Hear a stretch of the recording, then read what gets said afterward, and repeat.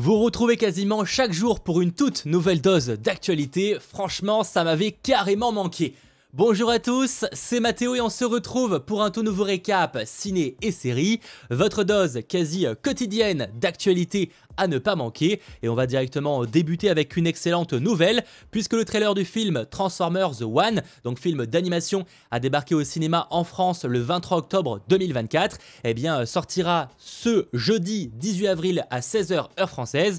Il y aura en gros un live stream qui commencera à 15h, qui devrait donc durer environ 1 heure et qui mènera à 16h à la sortie du trailer que j'ai très hâte de découvrir en termes de visuel. Évidemment, il y aura une vidéo sur la chaîne pour regarder tout ça et l'analyser en détail, mais retenez que le film se déroulera entièrement sur Cybertron et que ça racontera comment deux frères d'armes, donc Optimus Prime et Megatron, sont devenus des ennemis jurés, menant au plus grand des combats entre les Autobots et les Decepticons.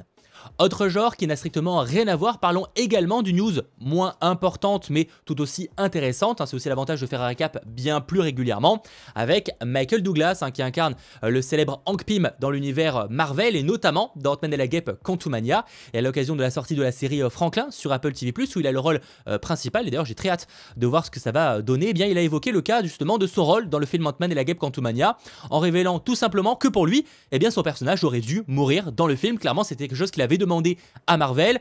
Spoiler, si vous avez vu le film, vous savez que ce n'est pas le cas, il a clairement survécu à ce dernier. Il faut dire qu'apparemment Ant-Man et la Guêpe Quantumania ne se passe pas exactement comme c'était prévu réellement à l'origine, même la fin apparemment a été modifiée, notamment avec Scott Lang qui aurait dû rester dans le monde quantique, et au final c'est pas le cas dans la version sortie au cinéma. Passons évidemment sur ce sujet, mais même l'acteur lui considère que le film aurait été l'occasion de vraiment avoir une belle mort pour son personnage, avec tous ses effets spéciaux, etc. Il y aurait eu un moyen fantastique justement de le réduire peut-être à la taille de fourmi, de le faire exploser, bref quelque chose qui aurait fait une belle fin, entre guillemets, parce que le voir exploser, je sais pas, mais en tout cas une belle fin au personnage. Et de ce côté-là, je suis assez d'accord avec lui, c'est clairement l'un des ratés de Ant-Man et la Guêpe Quantumania, pas forcément d'avoir tué le personnage, enfin pas d'avoir tué le personnage, mais plus de ne pas avoir eu cet enjeu-là, et ce manque d'impact qu'on aurait pu espérer d'un film à la base assez attendu. Qui n'a strictement rien à voir, parlons également adaptation. Le jeu vidéo Spin va être adapté prochainement, visiblement soit en film, soit en série télévisée, c'est pas extrêmement clair. Alors certains me diront mais Matos, c'est quoi le jeu Spin, parce que ça ne me dit rien. Alors rassurez-vous, c'est tout à fait normal puisque le jeu n'est pas encore sorti. En fait on n'a même pas de date de sortie je crois pour ce dernier.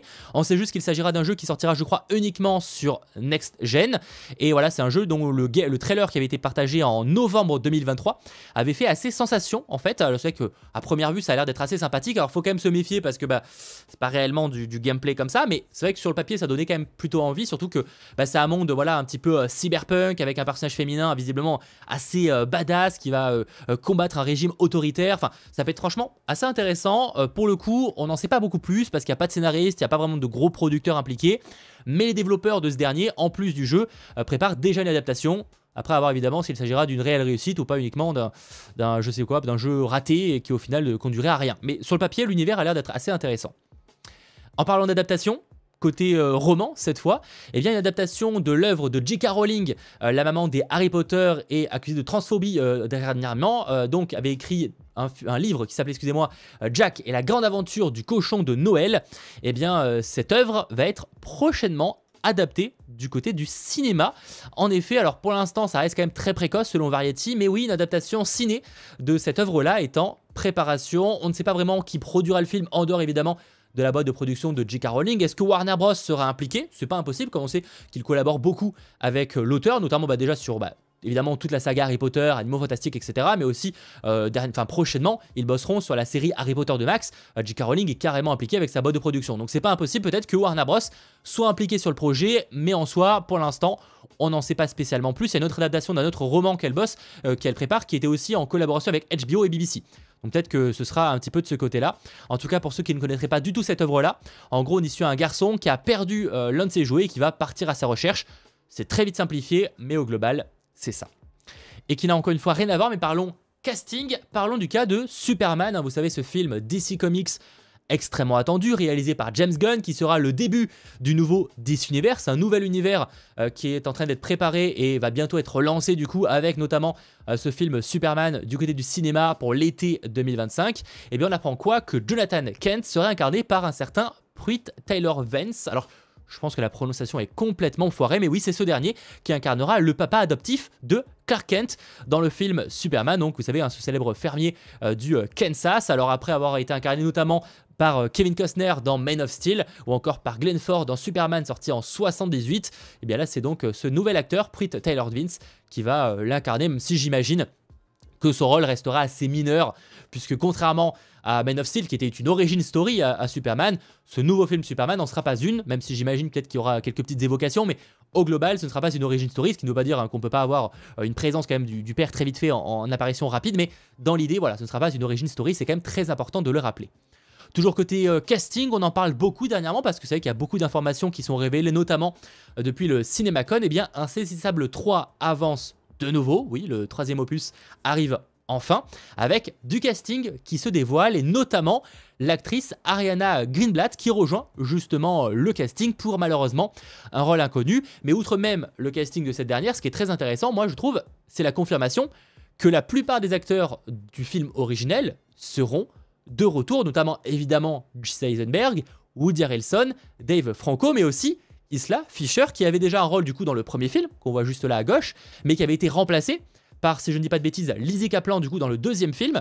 Et c'est vrai que là du coup de savoir qu'elle est réellement de retour, à voir comment ils vont justifier ça dans le film, franchement ça fait extrêmement plaisir. Par contre on ne sait pas encore si Morgan Freeman ou encore Mark Ruffalo seront présents dans la suite là-dessus. Affaire à suivre. Sachant que le film sera réalisé par Ruben Fletcher à qui l'on doit Uncharted, le premier film Venom et aussi les retours à Zombieland. Toujours côté casting, encore une fois pour Insaisissable 3, eh bien on a aussi Justice Smith qui aura un rôle dans le film, qu'on a pu voir dernièrement dans Donjons et Dragons, mais aussi dans Détective Pikachu, du côté de Pokémon. Et on a aussi l'acteur Dominique Sessa qui rejoint le film. Mais là de nouveau, on ne sait pas du tout les rôles qu'ils auront dans ce dernier. Ça reste encore un peu mystérieux, mais l'idée c'est vraiment d'avoir à la fois les anciens acteurs, mais aussi du coup une toute nouvelle génération de magiciens. Et on a tendance à supposer que ces deux-là et Ariana Greenblatt devraient être du coup des nouveaux magiciens. Mais là-dessus, nous verrons comment le film mettra ça en place.